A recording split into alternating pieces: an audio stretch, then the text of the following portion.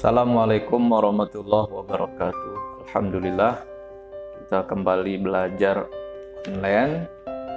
Sekarang kita bahas masih di bab 3 ya, tentang taubat, taat, istiqomah dan ikhlas. Sekarang taubat kemarin sudah kita bahas tuh, yang poin 2, lihat halaman 39, ini taat. Taat itu pengertiannya berdasarkan bahasa. Bahasa kemarin adik-adik kita sudah bahas, yaitu tentang secara singkatnya itu tunduk.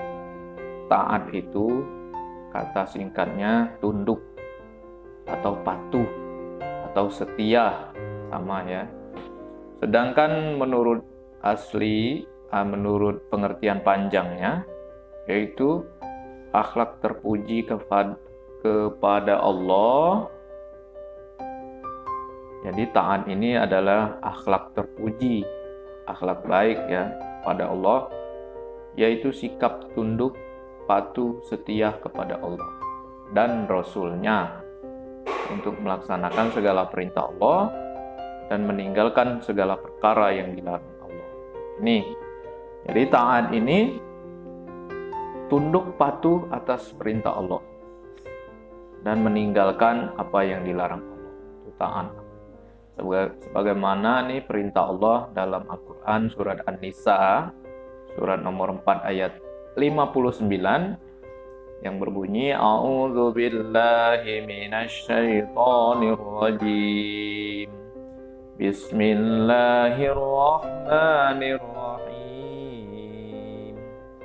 Ya ayyuhalladzina amanu ati'ullaha wa ati'ur rasul wa ulil amri minkum. Ya, ini masih ada lanjutan ayat ini, cuma yang diambil potong ini aja. Wahai orang-orang yang beriman, taatilah Allah dan taati Rasul. Rasul itu Nabi Muhammad, dan ulil amri. Siapa ulil amri? Pemimpin, pemegang kekuasaan di antara kamu. Ini kita harus taat kepada Allah, ulil amri, kepada Allah, Nabi Muhammad, dan ulil amri, pemimpin kita. Allah juga berfirman di dalam, kita lihat ayat halaman 40-nya ya. Allah berfirman juga di dalam surat lain, surat An-Nur, surat nomor 24 ayat 51. Innama kana qaulal mu'minina idza du'u ila Allahi wa rasulihi liyahkuma bainahum ay yaqulu sami'na wa ata'na wa ulaika humul muflihun. Hanya ucapan orang-orang mukmin yang apabila mereka diajak kepada Allah dan Rasul agar Rasul memutuskan perkara di antara mereka, mereka berkata, kami dengar, kami taat. Sami'na wa ata'na, kami dengar, kami taat. Dan mereka itu orang-orang yang beruntung. Jadi orang yang sami'na wa ta'na, orang-orang yang kami dengar, kami taat patuh kepada Allah dan Rasul-Nya dan pemimpinnya. Tentunya pemimpin yang taat Allah, taat Rasul juga. Itu orang yang beruntung. Jadi orang yang taat kepada Allah, orang yang taat kepada Rasul-Nya, Nabi Muhammad, orang yang taat pemimpin yang taat kepada Allah, taat kepada Rasul, ini orang-orang yang beruntung, pasti beruntung dia. Ya. Nah, poin C, bentuk sikap taat kepada Allah dan Rasul-Nya. Contoh maksudnya, contoh orang yang bersikap taat kepada Allah dan Rasul. Adnan, anak yang selalu baik kepada teman-temannya. Namanya Adnan. Adnan ini baik kepada teman-temannya. Suatu hari dia sedang main sepak bola sebagai penjaga gawang. Ketika sedang asik main bola tadi, tiba-tiba Adnan mendengar azan maghrib di masjid. ia pun langsung berhenti main bola. Maka meskipun teman-temannya meminta jangan meninggalkan lapangan dulu, Adnan lebih mementingkan menunaikan sholat berjamaah. Dia bahkan mengajak teman-temannya yang lain untuk bubar dan menyarankan agar tidak menunda waktu sholat. Sikap yang ditunjukkan Adnan ini merupakan sikap taat kepada Allah dan Rasul-Nya, ya kan? Di Adnan lagi asik main sama teman-temannya, main sepak bola atau futsal gitu. Pas azan, dia langsung berhenti, langsung sholat berjamaah. Ya adik-adik, inilah contoh sikap taat kepada Allah dan Rasul-Nya. Nah, dampak positif dari sikap taat dan kepada Allah dan Rasul-Nya ini, sebagai pelajaran yang beriman, sebagai pelajar yang beriman, sungguh-sungguh pasti dia taat pada hukum Allah. Langsung saja, poin pertama, dampak positif ini maksudnya bukan positif corona ya. Positif itu dampak baik. Kalau kita selalu taat pada Allah dan Rasul-Nya, pasti ada kebaikannya kan. Nah, pertama tuh ada masih halaman 40 ya. Mendapatkan ridho Allah. Allah ridho, kita diridhoi Allah kalau taat Allah, taat Rasul, ya kan, terutama dalam mentaati perintah Allah dan menjauhi larangannya. Yang kedua, hati merasa puas selalu mampu melaksanakan salah satu kewajiban kita kepada Allah dan Rasul-Nya. Jadi puas hatinya. Jadi dapat ridho Allah, puas hatinya orang itu. Yang ketiga, mendapatkan keberuntungan berupa kemenangan sesuai dengan firman Allah ya. Dia orang yang beruntung, dia orang yang menang. Apa firman Allah dalam surah An-Nisa surat 4 ayat 13? Di ayatnya, wa may yuti'illaha wa rasulahu yudkhilhu jannatin tajri min tahtihal anhar khalidina fiha wa dzalikal fawzul azim. Barang siapa yang taat kepada Allah dan Rasul-Nya, dia akan memasukkannya ke dalam surga yang mengalir di bawahnya sungai-sungai, mereka kekal di dalamnya, dan itulah kemenangan yang agung, ya kan? Dia dapat kemenangannya kemenangan yang agung, kemenangan yang besar sekali. Dapat surga, Allah masukkan ke dalam surganya Allah Subhanahu wa taala. Mudah-mudahan adik-adik kita termasuk orang yang dimasukkan dalam surga karena kita berusaha untuk taat Allah dan taat Rasul. Baik, sekarang poin E itu membiasakan diri. Bagaimana cara kita membiasakan diri supaya kita ini jadi orang taat kepada Allah dan Rasul-Nya? Pertama, berusaha melaksanakan sholat tepat waktu dengan berjamaah. Berusaha walaupun lagi main bola kayak Adnan tadi kan, walaupun lagi di mana kan ada acara, dan apalagi sekarang kan diam di rumah, itu tetap sholat berjamaah sama keluarga, berjamaah sama tetangga, asal tetap ya kita waspada pada kesehatan kita, pakai masker, sejadah sendiri, walaupun kita mau jamaah ke masjid, musola, pakai masker, jamaah sendiri, bawa sejadah sendiri, kan? Dan wudunya kalau bisa di rumah sendiri. Jadi datang ke musola atau masjid itu sudah bersih, sudah siap, dan tidak bersalaman dulu ya selama musim COVID ini. Yang kedua, cara membiasakan diri supaya taat Allah dan Rasul-Nya ini, selain tadi berusaha untuk jamaah dalam sholat, mencoba disiplin dalam segala aktivitas, misalnya beribadah, belajar, mengerjakan tugas sekolah, dan sebagainya. Kita berusaha disiplin, walaupun orang tua kita nyuruh, nggak ngeliatin, nggak ngawasin kan. Walaupun guru-guru kita, apalagi sekarang nih guru-guru kita tidak bertatap muka langsung ya, jauh, tidak mengawasi, tidak nyuruh, kita tetap disiplin dalam ibadah sholat 5 waktu, terus jalankan, belajar di rumah tanpa paksaan gitu ya, tanpa kan kalau kita pinter buat kita sendiri, kalau kita rajin ibadah disenangi Allah buat kita sendiri ya kan. Tentunya yang lain juga apalagi lebih senang, orang tua senang, saudara senang, guru senang, mengerjakan tugas sekolah disiplin ya. Nah, itu mulai dari diri kita sendiri. Siapa lagi yang nanti yang mau menyuruh kita kalau kita tidak dimulai dari kita sendiri? Percuma guru, orang tua nyuruh-nyuruh kita kalau kitanya tidak memulai diri sendiri, tidak ikhlas kan tidak mudah buat kita. Makanya kita niat dari diri kita sendiri. Siapa lagi yang mau disiplin kecuali dari diri kita sendiri? Disiplin itu baik buat siapa? Buat diri kita. Nah, poin ketiga, supaya bisa membiasakan diri taat kepada Allah dan Rasulnya, selalu ingat bahwa taat kepada Allah dan Rasulnya itu adalah kewajiban bagi setiap manusia sebagai hamba Allah. Kita ingat, kita ini hamba Allah yang diwajibkan untuk taat Allah dan Rasulnya. Kita ini hamba Allah, ciptaan Allah, dan wajib taat Allah dan Rasulnya. Kita ingat terus itu.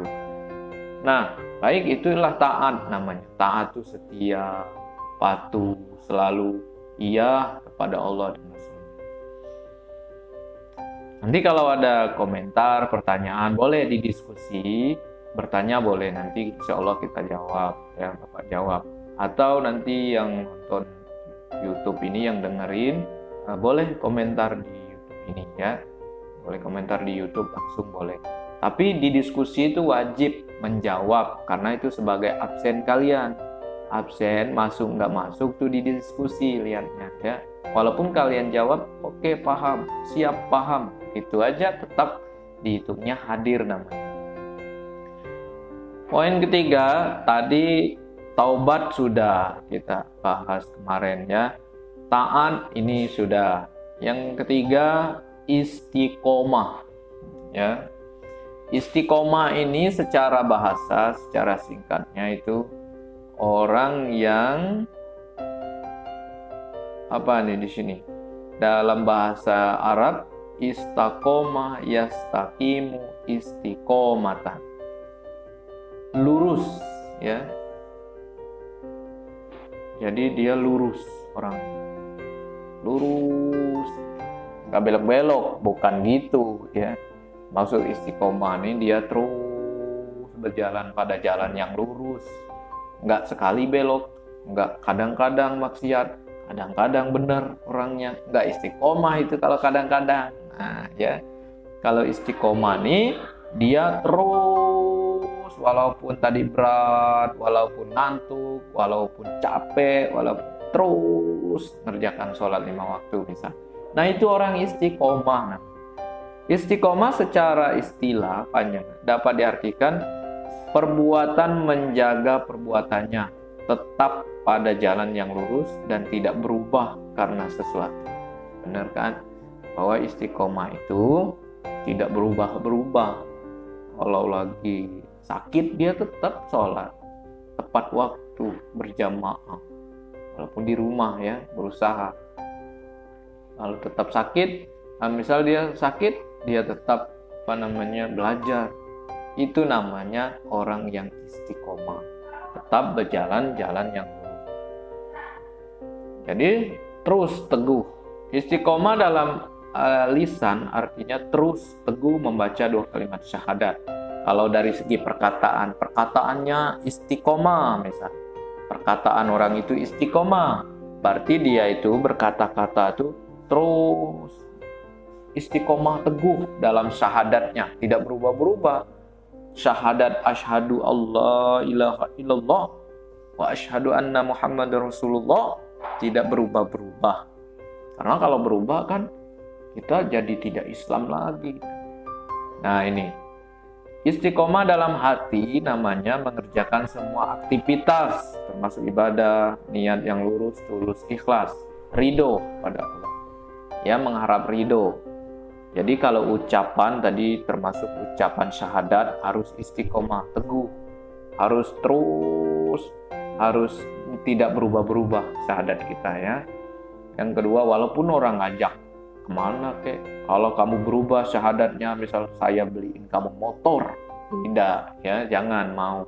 Kalau kita mau, berarti kita tidak istiqomah namanya ya, dan kita termasuk orang yang rugi, orang yang sengsara, orang yang menderita.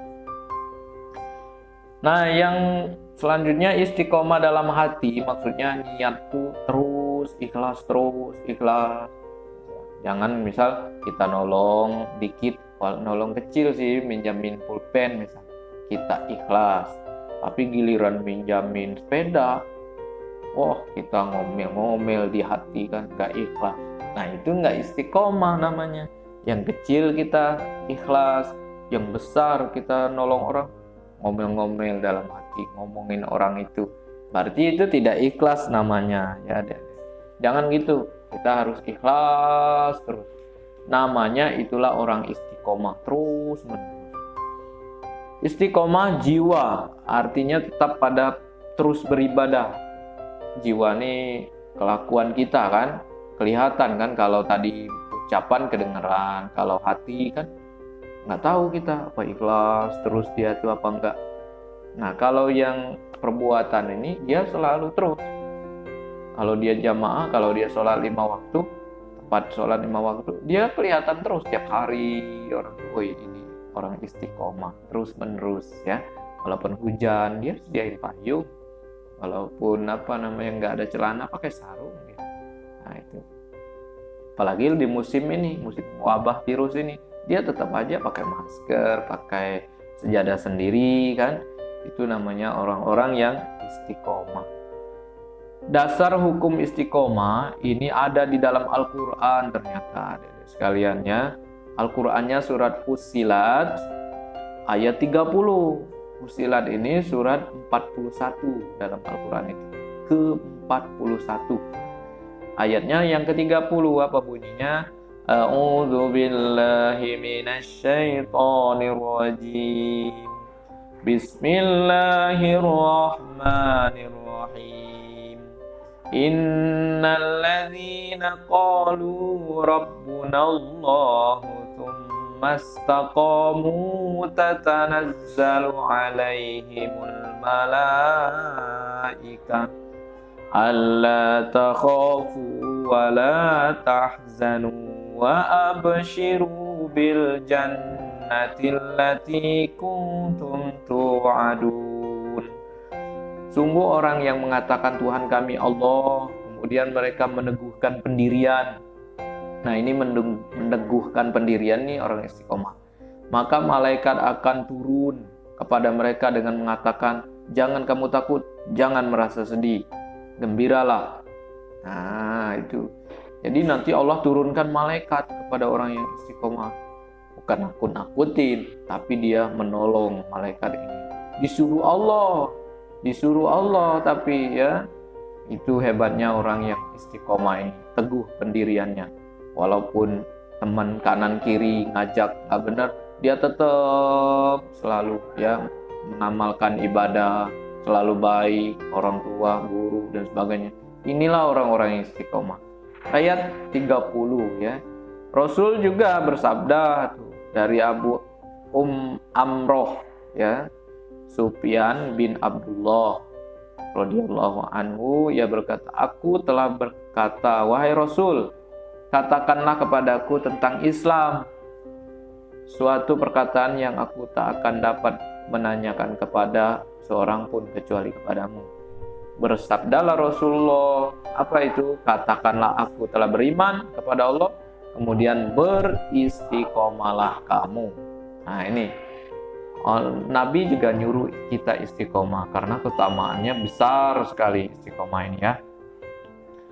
Keutamaannya ya, nomor 3 ya, poin 3, keutamaannya dilapangkan rizkinya. Rizkinya ada terus ya. rezekinya ngalir terus. Tuh ada ayat, ada apa namanya, sabda Rasulullah ya, dimulakan rezekinya oleh Allah Subhanahu wa taala. Walau lawis taqamu ala tariqati la asqainahum ma'an ghadaqa. Oh, bukan sabda Rasulullah. Al-Qur'an surat Jin ayat 16 ya.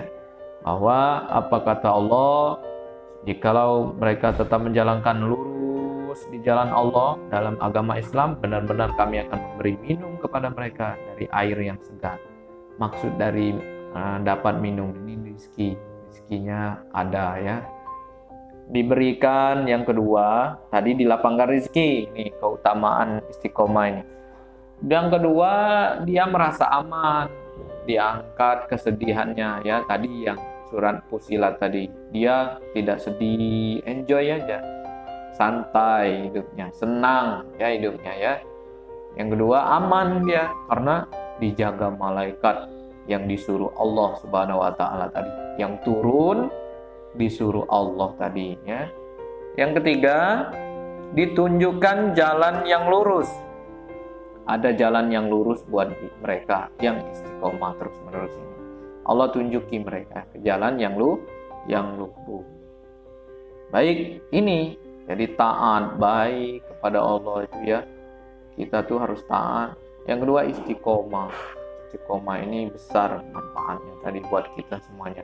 Ajak saudara, keluarga ya, ibu bapak kita buat istiqomah menjalankan ibadah kepada Allah, istiqomah dalam berbuat baik, istiqomah dalam beramal dan sebagainya. Istiqomah tadi terus menerus teguh pendirian, tidak berubah-ubah ya. Baik, yang ini bab terakhir, bab 3 ini satu lagi, ikhlas ya. Ikhlas ini berserah kepada Allah, tidak ada niat untuk apa-apa, ikhlas ya. Artinya melaksanakan suatu pekerjaan yang diniatkan semata-mata karena Allah. Jadi kita melakukan apa saja, ibadah, amal-amal baik, bantu orang sebagainya, itu ikhlas kita karena Allah, jangan karena sesuatu. Saya belajar ini karena gurunya galak banget, bukan ya. Kita belajar ini karena Allah yang nyuruh kita belajar, Allah yang nyuruh kita berbuat baik, Allah yang nyuruh kita ibadah ya. Allah nyuruh kita hormati orang tua, hormati guru ya, sayangi teman, sayangi keluarga dan sebagainya. Allah ikhlas karena Allah. Bagaimana di surat Al-An'am ya, ayat 162, Qul inna sholati wa nusuki wa mahyaya wa mamati lillahi rabbil alamin. Itu sering kita baca di mana itu? Di doa iftitah dalam Al-Quran. Inna sholati wa nusuki wa mahyaya wa mamati lillahi rabbil alamin. Hidupku, sholatku, ibadahku, hidupku, matiku semata-mata karena Allah, untuk Allah, Tuhan sekalian alam ini, orang yang ikhlas ya. Yang selanjutnya, selain pengertian ikhlas ini adalah menyerahkan diri kepada Allah ya. Perintah untuk beramal ikhlas ini, Nabi bersabda, Allah la yuqbalullahu minal amali illa ma kana lahu khalisan wa abtagha bihi wajhah. Allah tidak akan menerima sedikit pun dari amal kecuali dikerjakan dengan ikhlas, hanya mengharap keridhaan Allah. Amal baik sebaik apapun, kalau tidak ikhlas, tidak Allah terima ya, tidak Allah ridhoi. Jadi bahaya kita kalau amal tidak ikhlas itu. Tidak ada catatan baiknya, tidak Allah terima amalnya, kan sayang ya. Padahal kita sudah berusaha untuk menjadi orang yang baik, taunya tidak diterima karena kita tidak ikhlas. Harus ikhlas, harus serahkan semuanya kepada Allah.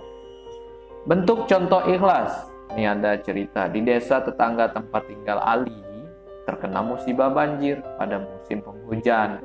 Banyak penduduk yang kehilangan rumah di tempat tinggal karena derasnya banjir itu. Madrasah Sanawiyah tempat Ali sekolah sepakat memberi bantuan kepada korban bencana banjir tersebut. Ali paham bahwa Islam sangat menganjurkan membantu orang lain sedang terkena musibah, ya.